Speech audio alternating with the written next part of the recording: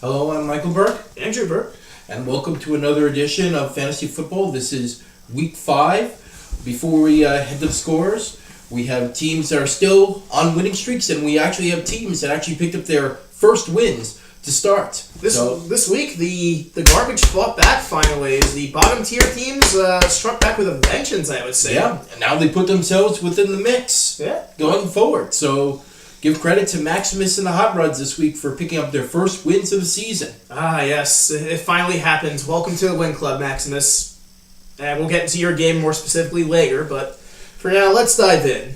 The first score is, we're going to go over, the first matchup is the Blitz versus the Bolts. This actually was a very close matchup. And just by looking at, Drew Brees, Eric Decker, who had decent amount of points, the real key and Tom's victory was only by 2 points, was decided by Andrew's ability to start Giants' offense over Atlanta's offense. And Atlanta's offense went up with more points, which would have given him the decision over Tom. Now, Tom could have countered on this game because he had Baltimore, which put up a respectable 17 points on defense, but Cincinnati had the better performance, only 6 points to New England. It was a tough call either way. Baltimore, I would say, would be the more safer play. He got good, respectable numbers on offense from San Francisco at a 28-point clip. Andrew got great numbers on his defense from Kansas City, but this really came down to the start on offense, which was the Giants over the Atlanta Falcons, which gave the Bolts a checkmark in our second win that pulls them closer to the division. What really went down in this game was the lack of supporting cast this week that showed up for the Blitz. First time this year, Jimmy Graham doesn't connect with Drew Brees. The running back game put up nothing. This was a week where no one did anything on supporting cast unless your name was Eric Decker. Robbie Gould was a bust free agent signing. And the Bolts had just slightly more each week. Kaepernick gets only 6. We continue to worry about at least Kaepernick. San Francisco's offense, solid this week with 28, as they blew the crap out of Houston. Not exactly a big win for the Bolts to get themselves back into it, but this has more trouble for the Blitz as we look at what are they going to do at offense with Atlanta now reeling from injury. And the Giants, are the Giants. It starts to wonder how strong of a team are the Blitz at 3-2 if Drew Brees and New Orleans aren't there to save them every week. And this was a good example of what could happen throughout the rest of the year. I agree with that. The next matchup is going to be the Solamente and the Rough Riders. Once again, Solamente run into a turnstile. Okay. Oh, God. This is another sacrificial lamb offering to Ben. That's right. I believe we just pay tribute to Ben in this podcast every week by offering one of the other 11 teams off to him as a sacrifice. He's averaging almost about 60 to 70 points a contest. This is just ridiculous right now. There's something that Solamente could have done. Okay, he would have made the score more respectably. Started Jay Cutler or Brandon Rodgers, who had 2 TD passes, and Frank Jackson had 12, but that would not have been enough to stop this offensive juggernaut with Peyton Manning and Denver's offense. I'm just tired of calling it a juggernaut, actually. They scored 51 points, and imagine what they could do when they have Jacksonville the following week. This is just insane. It's ridiculous. We'll talk about next week when we get to next week's matchups. I'm sure you're going to love that edition, Mike. But as far as this, I'm just tired of calling Ben a juggernaut. Let's just call him what he is, a god at this point in this game, because I don't know what to do other than just bow to him at this point, because this is ridiculous. You hope someone injures Peyton Manning, or whether or not they bench him. One or the other. Yeah, they play Jacksonville tomorrow, so maybe they'll realize that Peyton Manning needs a week off. Maybe all of the scores will be defensive since Blaine Gabbert's QB. Well, here's the check. But Denver will probably still score 50 points without Peyton Manning. Yes, so but at least you got the credit for it. You look at some. They allowed 4 points on defense. That didn't help. New Orleans 23, too many field goals. Supporting cast, running backs, wide receivers, and tight ends all put up 0. That's what killed them. It almost seems that you need about 18 points apiece, from your supporting cast just to stay within the mix against this guy. Yeah, this was. I just don't know what else to say. All this does is give the Rough Riders, puts the Solamente 3 games back at the Rough Riders. Remember they were 2-0 and tied with the Rough Riders? Yes, they were 2-0. Boy, has things changed in the last 3 weeks. It really has. Funny stat of the year so far, Bolts has been closest to beating Ben. Yes, correct. Yes, right. Yes. Congratulations to your award for irrelevance. Yes. And I kept it to 10 points or less. Maybe they'll take it easy on offense this week. Yeah. Moving on to our little Cinderella story here, who's starting to creep up here. Bossman, who you were actually ridiculing in the last podcast, now has put together a winning streak. Not only has he put together a winning streak, this is the first win where I can generally say, this is the team I thought would win the Super Bowl for a reason. After we forget that he started James Franklin for some reason. Yeah. But other than that, like, this is the team I thought they can be. The team that had a good offense, a solid defense, supporting cast, Vernon Davis, Des Bryant combined for 18. I don't know why you started Cam Newton, but I guess people still love Carolina. For Rob? Mike? Well, for Rob, I don't think there's too much he could have done. He actually got decent numbers from his supporting cast. Ryan, C.J. Spiller, Frank Gore. I Philadelphia offense scored a little bit more than the Colts, but you can't blame him either way. I think the biggest difference is that he could have actually gone with Green Bay's defense as opposed to Tennessee's defense, which allowed 20 to Kansas City. That could have made a little bit of a difference, but then again, Boss Man still would have won this game. So, Boss Man still gets a check mark because Baltimore actually put up outstanding numbers, but what really stands out is San Francisco's defense, which played phenomenal against Houston this week. Gotta say, it really has to suck when you start Demaryius Thomas and 51 points to score, and yet you're the only one with a 0 from a Denver player this week. Yeah. Man, that's a tough break. Hey, Welker, I don't think scored either. No, Welker had 6. Welker did get 1 score. Yeah. But yeah, for Rob, this is a loss. You know, he falls to 3-2. Still in good shape. Nothing to be worried about. Other than maybe who Matt Ryan's going to throw the ball to in 2 weeks when Atlanta comes off their bye week. I hear they are auditioning. So if you have nothing better to do, drive down to Atlanta and see if they can join as wide receiver. But for Boston, this is 3 straight wins. They move into second place in the NFC now, and now they look to be a little more of a legitimate wild card contender here. This is a big win here when we talk about wild card races. I agree. And now to our let's everyone clap your hands. Even if I can't see you on camera, just start clapping because Maximus has gotten win number 1. Yes, Pop the champagne. I expect the Falcons to be clapping or at least sobbing their heads like I can't believe I let this happen. Well, look, the Falcons could have won this game. I give Maximus a lot of credit in this one, but the Falcons could have won this game easily. First of all, they still put in Miles Austin for the second consecutive week, despite the fact that he was not able to play. He was due to score. I'm telling you, he was due to score on the bench. Shame. He started Calvin Johnson also, which was a late scratch. But I think the key, because he only won this game by 3 points, Maximus, is that he elected to go with Matt Stafford instead of Russell Wilson. He would have won this game if he started Russell Wilson. Any combination, perhaps, if he started Cleveland's defense instead of taking the 21, if he started Russell Wilson, because he got great points from his offense to be fair, he had a legitimate excuse this time. He was on the West Coast, and that's why they didn't start Cleveland on time. This seems a little more legitimate than I was forced to start Denver. Yeah. For Maximus, the Tony Romo's shaving, boy, did that work out for him. 32 out of 48 Dallas points went into Maximus's pocket. Had the game of his life. Yeah, and Maximus needed that to get win number 1, because T.Y. Hilton, 12 points. Finally, T.Y. Hilton breaks out for him, quite frankly.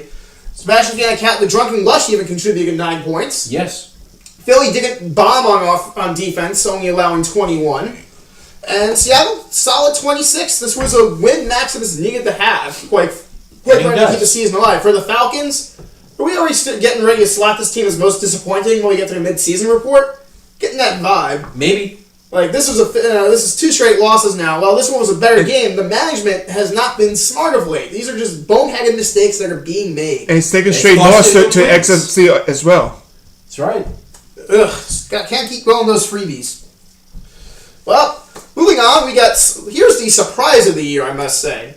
Who had the Smash Mouth as your second best team? 4 in a row. 4 in a row now, as they now take complete control of the AFC at 4-1 with a beatdown, a system of the down this week, quite frankly. And that's a beatdown when your offense could muster a touchdown, mind you. Yeah. That's impressive. Yeah, I don't know what, again, someone one day will have to explain to me the beauty of Carolina as an offense. I just don't get it, but... Okay. Mike, you might be an expert at that. Please explain. We'll get to that. I haven't even started Carolina's offense, nor do I have them in my squad. Yeah, Mike's team failed for a completely different reason, which we'll get into. But... Carolina, only 6. Over Chicago. Chicago was home against New Orleans. You figured that they would actually score more points as opposed. But despite all that, the 50-50 combination did not actually work for the system of the down because he figured setting it would be Oakland, and Oakland actually wound up winning the game. That's what usually happens with this strategy. It's so tempting to take that favorite over that bad team. What can go wrong? And considering that in this particular matchup, what was so shocking is that Sam Bradford actually outplayed Tom Brady this week. Sam Bradford actually has been doing pretty well the last few weeks. Even if the Rams aren't playing well, he's definitely getting garbage time touchdowns. I gotta say, Pedro's had a little sleeper there in Sam Bradford for the last few weeks. Give him credit. It was against Jacksonville. But he did it against Dallas too. He's been getting points right now, Sam Bradford. Yeah, Tom Brady's historic dominance in being a guaranteed 6 finally came to an end this week. Yes, it did. So I'm not going to fault System of the Down for starting a 0 quarterback. This is the end of one of the biggest records in NFL history. So, yeah, it sucks. But the good news is Matt Forte got you 2. So keep those double-digit streaks alive. For System of the Down, I don't know what to say about them right now at 1-4. They just don't look the same this year. No, they don't. You hope that things turn around. They're playing in a very difficult division. So they're not getting a whole lot of points overall. No, and this is getting... last year they were able to come back from this. They were in a hole last year, and System of the Down fought their way back during their mid-season run, but I'm not sure if they can pull it off this season at the pace they're going. This is just not a strong team right now. It's a team that kind of hangs around there, but doesn't really get a push to push them ahead of a good score right now. For Smash Mouth, they are definitely the best team right now in the AFC going into this week. Hopefully they'll make smarter moves than this one. They got fortunate on this, but you know what? Team They was picked up their 4th win. Team was strong enough to carry them right now. That says something when you're not making the best choices and yet your team's still dominating. Right. This was a good win for them. Prager 15. I look forward to seeing what they can do next week, but not too much. And now our last game, or if we want to call this a noble effort, by the Pigskins versus the Hot Rods. I want a mulligan. Well, I want a mulligan. it's a good thing the Pigskins Overruled. It's a good thing the Pigskins had a 2-game lead over their division, because everyone else in their division, he was in a giving mood this week, giving back a game to everyone in their division this week, as he was the only XFC team to go down. And drop a divisional game. Yeah, to the Hot Rods who finally get off the schneid. This is, I think, more about a story of how bad the Pigskins were. We have our worst lineup of the year right now, as he's easily able to top Rob's negative performance from a couple weeks back, thanks in part to Detroit's offense, who scored a total of 9 points. I would say more in line because of Atlanta's defense allowing 30 points to the Jets. Oh, we don't want to excuse Atlanta either in this. As I asked you how you feel about Atlanta's defense, and yeah, they didn't look too defensive this week. Also, your love of Alex Smith and neglection of Philip Rivers is something I'm baffled by week after week. Wouldn't matter. They still would have wound up with negatives. There's also respectable choices you can make, though. And despite the fact that, well, I know Rodney White is playing, but I don't see... He hasn't done a thing for you this season. Yeah, There he is every week. Yeah, Mike, there's something called trying and failing. You didn't even try and you failed. Steve Smith, well, again, there's that, you have to at least have one Carolina player with a 0 on your lineup, I guess.